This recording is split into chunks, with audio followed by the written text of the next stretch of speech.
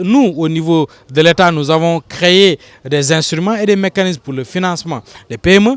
Ce n'est pas suffisant. Nous appelons les acteurs bancaires à venir. Aujourd'hui, nous appelons à des conventions tripartites entre État, secteur privé et secteur bancaire et des organismes aussi de financement internationaux qui viennent pour avoir des contrats d'accompagnement avec ces mécanismes nouveaux qui vont être initiés.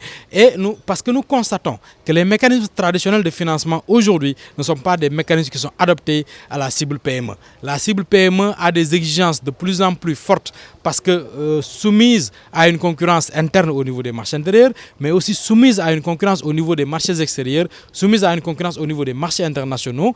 Il est important aujourd'hui donc de réfléchir sur des mécanismes nouveaux, sur des instruments nouveaux, sur des financements innovants pour accompagner cette cible qui est très particulière. Les difficultés, je ne parlerai pas de goulot d'étranglement, mais je parlerai des difficultés de financement, c'est à plusieurs niveaux. Ça peut être au niveau des PME elles-mêmes, dans leurs organisations, dans leur gestion, dans l'encadrement, dans la formalisation de ces structures, mais aussi ça peut être au niveau des garanties qui sont très élevés qui sont demandés par les structures de financement. Ça peut être aussi au niveau des fonds de roulement qui peuvent être des fois problématiques. Ça peut être à plusieurs niveaux. Et c'est justement pour réfléchir de ces nouveaux niveaux de difficultés que nous avons rassemblé des experts de PME, des experts de la banque, des experts aussi de la microfinance. Parce que la microfinance constitue aujourd'hui une initiative pertinente pour accompagner la PME parce que les garanties sont beaucoup moins difficiles que dans le financement traditionnel.